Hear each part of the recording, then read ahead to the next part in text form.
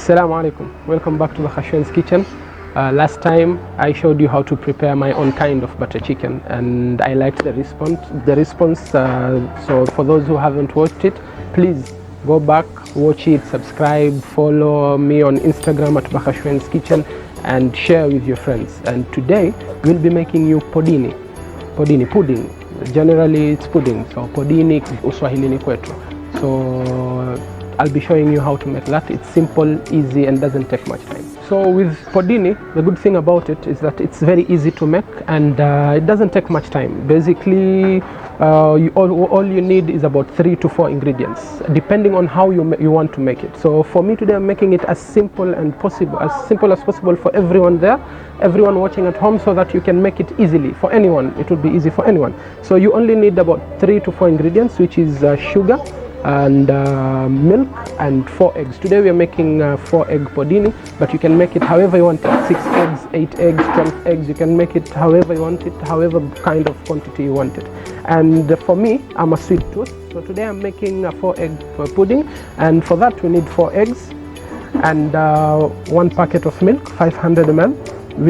I need a quarter kg of sugar, because like I said, I'm a sweet tooth, so it depends. You can use however much quantity of sugar you'd like, it doesn't matter.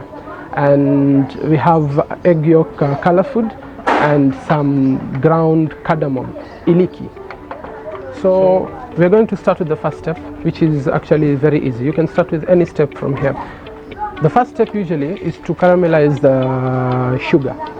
So you put as little or as much quantity you want, but I would prefer that from the sugar itself that will be coating the pudding shouldn't be too burnt, and it shouldn't be too much. Just a bit of it would be nice. It will crystallize a bit and it will give it a nice color. Yeah, so I'll just put a bit of it, not much. For me, that much quantity is enough. And as I said, I'm a sweet tooth, so the remaining will be used in the mixture of the milk and the eggs.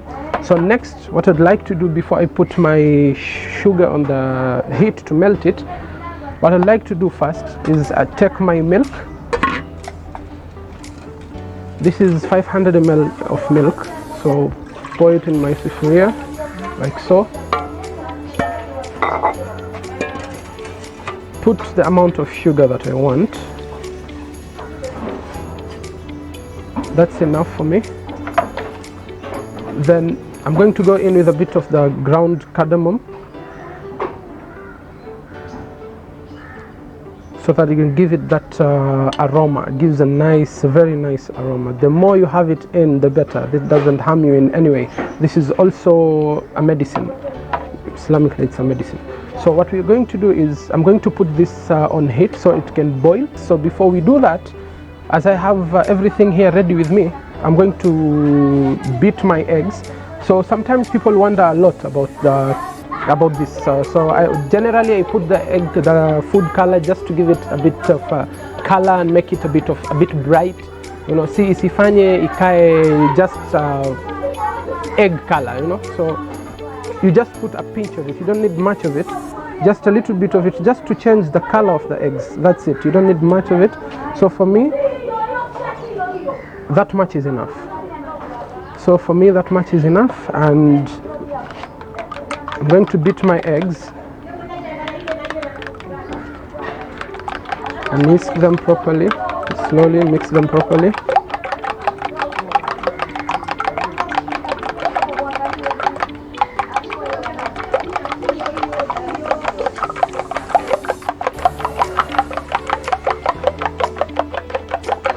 So as you can see, the only thing we need is just, you don't need much food color. So as you can see, the color of the eggs have changed. No, it's better than how it looked before. If we had beaten it without mixing the food color, ingekuwa vizuri, ingetoka kidogo light colored here. So this looks better. And now that we have that ready, we're going to set it aside and put our milk to boil, and also not to forget to caramelize our sugar and let it set as we wait for our milk to boil. So this is what we're going to do first. We're going to caramelize our sugar and then I'll show you to boil the milk and when to mix the eggs in the milk. So here we have our sugar, and basically you don't add anything in the sugar. You just put the sugar in a small pot that you're going to put in your mixture later, and just let it melt on its own. So you let it melt until it's golden brown. You don't want it burnt, because when it burns it has a very bad taste and it's going to destroy the entire dessert. So what you're going to do generally is just monitor the heat as you're slowly mixing the sugar up, so that it doesn't burn. So as you see, if you see the heat is a bit more, you reduce it to, as you can see, my sugar is about to be completely melted, and this is the color I want, but I don't want it to burn, so I am balancing it on the fire just for a little bit longer. I don't want lumps in the sugar, so I want it to be properly melted, and you'll have a nice color to it, as you can see. So there, our sugar is ready. So the next step is to just let it rest for a while. So we're going to spread it all over.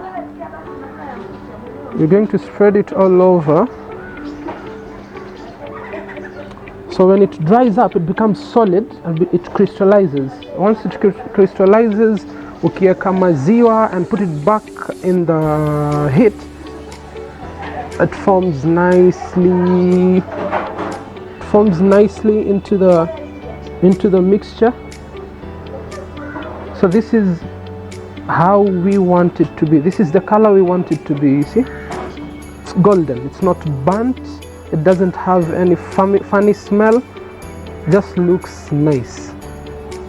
And this is caramel for you guys. So after we've done this, we just let it set aside and let it rest and dry up. We're going to put our milk to boil. We're going to let it boil for a while our sugar is resting and it crystallizes. So basically, once the milk boils up, what we are going to do is we are going to let it set until it cools, because when you mix it hot with the eggs are going to cook themselves. Whenever you heat up an egg, it cooks itself up. So what we are going to do is we are going to let the milk rest first, completely cool down. Then we're going to put our egg mixture inside, mix it up well. Then we're going to pour it into our sugar, into our caramel, and then put it back in heat in a sufuria and water, and cover it and wait for it to cook. As we wait for our milk to boil, I remembered something. This is something my mom taught me. So when you are letting your caramel rest, what you would do is powder a bit of the cardamom on top of it, just a bit, to have that glazy look. So we're going to use that much, and then now let it rest until our milk is ready to go in the sugar. So our milk is all boiled and ready. Okay. I can't tell you enough how the aroma is. It's so nice. It's rich in the cardamom and sugar. It smells so nice. The aroma is perfect, just as I wanted it. So we're going to put the milk to rest. We're going to let it rest until completely warm. You can rest it anyhow you want it. You can just put it like this, put it under a fan, put it somewhere open just for it to cool.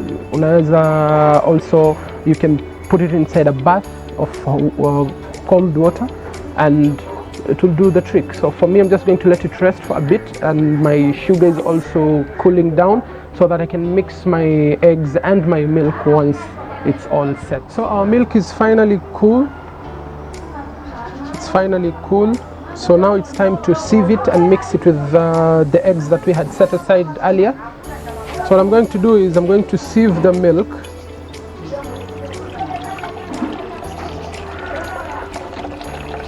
because you don't want any particles, any kind of particles in our pudding. So we're removing the, receiving the cardamoms. So once that is done, we're going to sieve our eggs as well. So when we're sieving the eggs, we're sieving it to get rid of these, in the eggs. So once that is done, we're going to put that aside. We're going to mix our milk and eggs together. We're going to mix them well. Remember, the milk is rich in cardamom. Iliki ni imetokea harufu, mashallah, sukari. So everything is on point. So the final stage is us pouring this into our resting sugar that has finally crystallized. And you see the glaze of the cardamom on top of it. It gives it a nice color. So on to our final stage. This is going to be our final stage. Just pouring the milk in.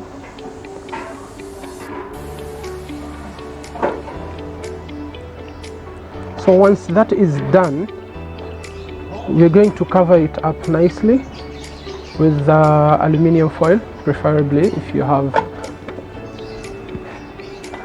aluminium foil. So what we're going to do is going to take our aluminium foil and we're going to cover it nicely. We're going to make sure it's well covered, tightly covered.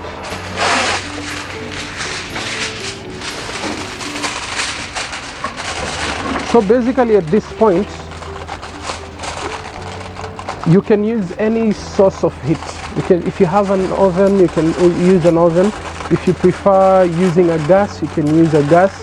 If you prefer using a tradition jiko, waweza tumia jiko kitamaduni kama mama zetu wa zamani walipokuwa wakifanya kitamaduni. So you can use that, but make sure the process of cooking this is that it doesn't get contact with direct heat.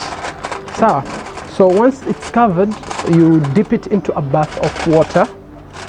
That you're going to, like for instance, if you're using an oven, you're going to have a tray that's a bit deep, so you can put a nice level of water and place in your pudding mixture inside and put it in your oven and let it cook. Once you have it covered, so you want to find a nice bath for those who are using an oven, and for those who are using a jiko or a gas, so you're going to find a nice sufuria. Put a nice level of water, not too much, not too little.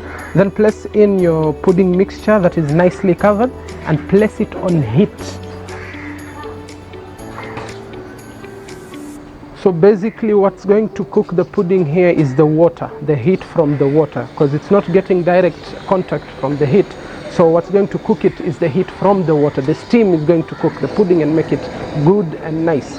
So we're going to let it cook for at least 30 to 45 minutes. That's my timing, 30 to 45 minutes. Then we're going to open it, let us see if it's thickened enough. Once it's thickened enough, we're going to let it rest for about 30 minutes, then put it in the fridge and let it rest for an hour. So our pudding is finally ready and it's off the heat. So what we are supposed to do now, the next step would be taking it out of the sufuria and let it cool for a bit before we take it and refrigerate it. So what we're going to do is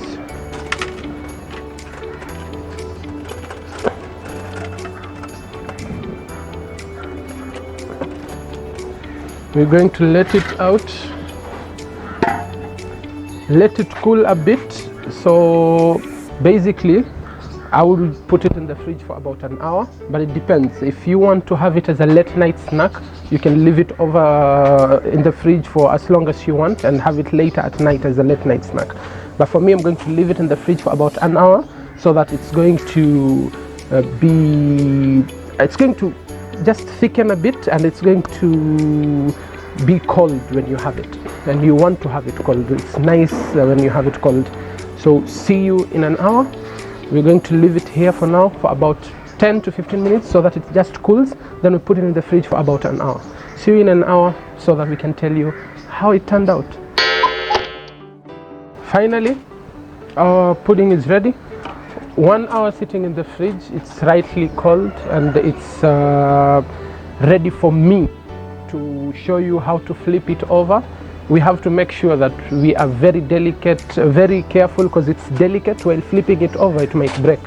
It might break for me, it might break for anyone. So you just have to be extra careful when you're flipping the pudding. So for me, it's rightly ready. For me, anyone can have it after an hour in the fridge. So this is how it looks. Looks nice. Wow, the smell of the cardamom and the sugar mixes up so well. So the final step would be to flip it over. So let's do so. So basically you can place your hand here and flip it over, or you can flip it over holding it like this, but you have to be careful. Like I said, you have to be careful because it's very delicate. It might break.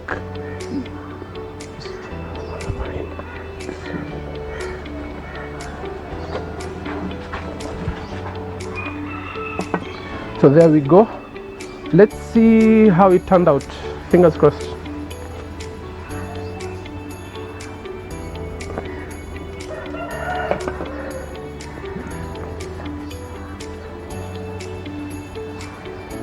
And there we go. So as you can see, that's how it came out. So I love the sugar on top. I'm going to go on top of it. Remember, with pudding, you can tweak it however you want. You see, it's broken up a bit because of the fall from turning it over. But you can add anything you want. You can put raisins on top before you put raisins when you've made the sugar before it melts. You go in with your raisins and then you leave it to dry. Then when you flip it over, you'll get to see the raisins on top. And so you can add anything you want. You can add as much as almonds or anything you feel like can go into your pudding, according to how you want it to taste, according to how you want to feel it in your mouth. So here's our pudding for today, as you can see, and I think it's about time I tested it and told you how it tastes. Remember, I'm reminding you again that if you're not careful while flipping over your pudding, it's going to turn out like mine. This is going to be the result of it, but you have to be careful while you're flipping it so that it doesn't break up. Okay, so what we're going to do is, right now I'm digging in and telling you how it tastes. Oh, bismillah. Here we go.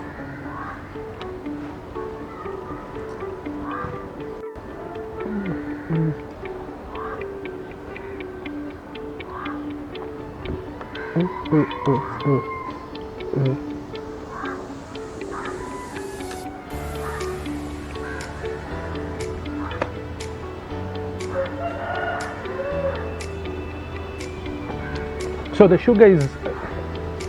sugar quantity is right for me, totally right. The taste of the cardamom in it, and it's just nice, guys. It's just nice. It's so nice, so refreshing. This is one of a kind of dessert where you can have it at any time you want. It doesn't have to be at night, it doesn't have to be at a specific time. You can have it at any time. It's easy to make, and I think in every Swahili or Arab home, all men in those homes love this kind of desserts, the pudding. So it's easy, done right, and the instructions are plain and simple. Anything that's made by the direction of our mothers in the kitchen is always nice. So let's always focus on that. And I'm telling you, I can't stop having this pudding. So don't forget to Let me remind you not to, if you haven't watched my previous video, please go back and watch it at BAKHASHWEIN'S kitchen. Make sure you go watch this. Like, subscribe, comment and share, and do not forget to share with your family so that they can watch it and have a nice time cooking with BAKHASHWEIN'S kitchen. I hope you enjoyed it and see you next time. Thank you.